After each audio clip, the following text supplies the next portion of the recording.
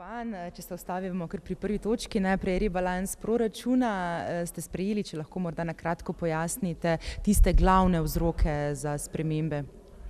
No, vedno med letom prihaja do razlik med tistim, kar je bilo prvotno načrtovano, kajti praviloma se proračun sprejme decembra in potem v naslednjem letu prihaja do sprememb.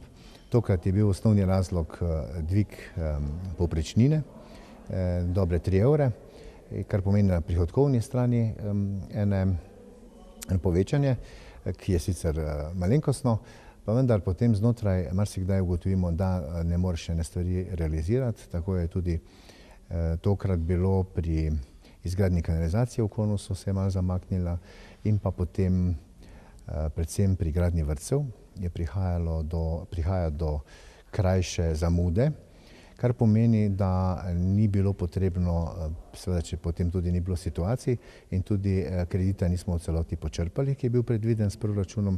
Tako da so te v bistvu usklajevanja med dejanskim stanjem in pa planiranjem je potrebno uskladiti. Je pa dosti dobro, dosti stabilno poteka financiranje, tako da je to do konca leta možno napovedati s tem rebalansom. Seveda se potem kakšne malenkostne razlike pri zaključnem računu umestimo, to je v bistvu realizacija.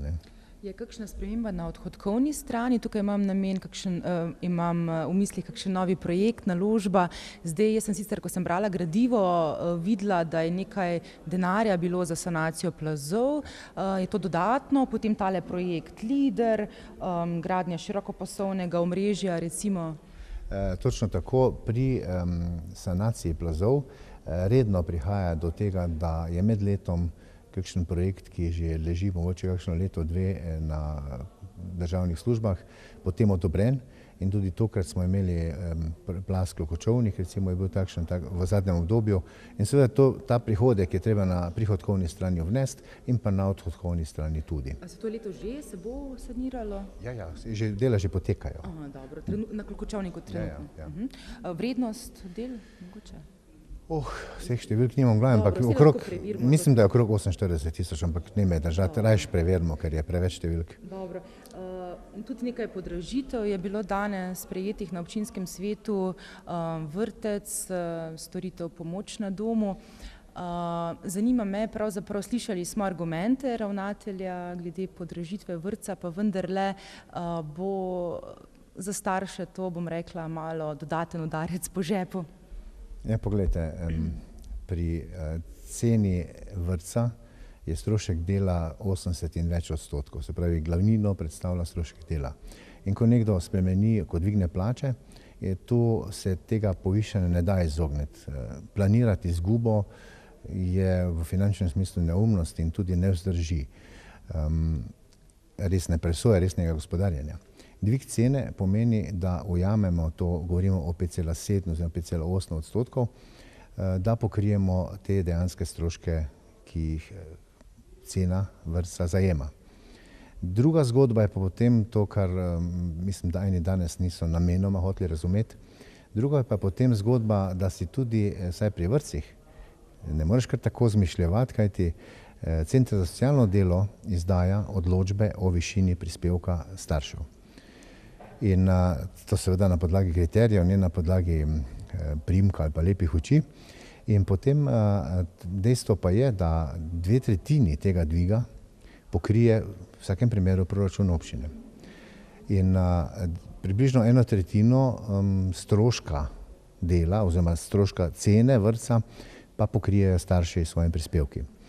In mogoče ravno prilika, da povem, da za naslednje leto, ko smo sestavljali okostje proračuna, pomeni to, da bo iz proračuna občine ta dvig pomenil dodatnih 160 tisoč evrov, da bomo seveda pokrili to ceno, ki je pa nekako utemeljena.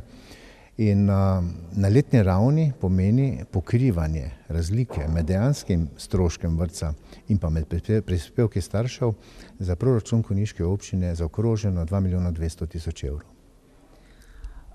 Tukaj nekega manevrskega prostora občina nima, je pa drugače mogoče pri storitvi pomoč na domu. Tudi tukaj je prišlo do povišanja cen, vendarle z zadržkom, če lahko tako rečem, če lahko malo pojasnite, kakšen je pravzaprav zdaj ta sklep, no? Ja, tukaj pri postavki pomoč na domu so razlogi za povišanje cene enaki kot pri vrtcu, se pravi dvig plač zaposlenih. Potem pa je tukaj v pravilu prispevek občine, se pravi subvencija občine je najmanj 50%. In nekako sem bil danes malo presenečen, da so 3 odbori obravnavali in potrdili te strokovno gradivo, ki so ga pripravili. Danes pa je prišla dilema, seveda imamo tudi odprte roke, ne? Tu pa je predpis samo najmanj 50 pravi, ne?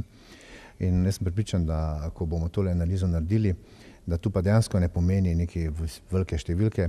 Vem na pamet, da pomeni ta povišanje cene za proračun 9000 evrov za naslednje leto, ampak 1000 pa 2000 evrov pa res ne pomeni nekega visokega zneska iz proračuna naše občine, ob dejstvu, da imamo proste roke. Tam, kjer jih pa nimamo, tam pa se ne moramo zmišljevati, tako kot bi eni želeli. Se pravi, boste delali v tej smeri, da boste skušali razbremeniti uporabnike, ki so vendarle bolni, starejši, tudi morda socialno ogroženi, ne? Vsekakor, kot sem dejal, gre za manjše zneske, ki pa marsikomu kaj pomeni, marsikomu veliko pomeni. Pri simulaciji 14 ur na mesec uporabnik, ki ima 14 ur pomoči na domu, pomeni to 2,1 evro ob sedanjem zvišanju. Se pravi, govorimo res o majhnih zneskih, pa vendar tukaj lahko na simbolni ravni damo eno pozitivno usmeritev tudi tistim, ki to pomoč potrebujejo. Morda samo še eno vprašanje. Dvorec Trebnik, omenili ste, kakšna je trenutna zasedenost, kapacitet oziroma kaj se obeta? V tem trenutku so pripravljene že pogodbe za najem mansardnega dela in pa kuhinje. Ob zadnji izselitvi ene od najemnic iz srednjega dela, to pomeni, da je 91% površine v B objektu dvorca Trebnik zasedenih. Seveda to je živa stvar in se spreminja iz meseca v mesec. Upam, da bo to malo dlje trajalo, ne bo čez kakšen mesec že kdo šel ven. Pomeni, da je v tem trenutku na voljo en poslovni prostor v prvi etaži in pa v kletnih prostorih tisti tako imenovani kavarniški del. Vse ostalo pa je zdaj bo kmalu tudi v funkciji, pogodbe so v teku podpisa. Eno od teh je razpršeni hotel, še kaj več tukaj? Tako, razpršeni hotel in pa, bom rekel, ta kuhinja je tudi, ampak ko bomo imeli pogodbo podpisan, se bomo lahko pogovarjali dejansko o teh podatkih, ne. Pa tisti osrednji objekt tega kompleksa zapušča Mercator invalidsko podjetje, je to že zdaj potrjena informacija in kaj pravzaprav sledi? Mercator invalidsko podjetje je pred časom dalo namero, da s 1.1.2018 zapuščajo te prostore. Seveda se zavedajo, da ta prehod ni tako enostaven, kajti to uveljavljeno blagovno znamko Dvorec Trebnik in pa to proizvodno zelišč, čaja in vsega, kar tukaj v tem prostoru je potrebno nadaljevati na takšen in drugačen način. In seveda, v bistvu je občina samo lastnik objekta, vsa zaloga in tudi stroj in vse, kar je noter, oprema, bomo rekli, pustimo stroje, oprema, to pa je last Mercatorja. In zdaj je tu potrebno doseči en konsens med potencialnimi novimi najemniki in pa med dosedanjim najemnikom. Najbolj pomemben je ta prevzem opreme in pa zalog. Ne verjamem, da bo šlo z ljudmi, ampak dve varianti sta zdaj zelo aktualni, bom rekel živi, je pa še vse skupaj v stvar pogovorov, ki se pač vsake 2 dni se kaj novega izve. Zanimanje je, ampak kot ste rekli, ni pa nekega navdušenja. Ja, tako sem prava beseda, je nekaj navdušenja, ni, ampak zanimanje pa je, ja. Tam pa, kjer je navdušenje, se pa bojim, da je navdušenje preveliko in da je treba kar racionalno se lotiti te zadeve.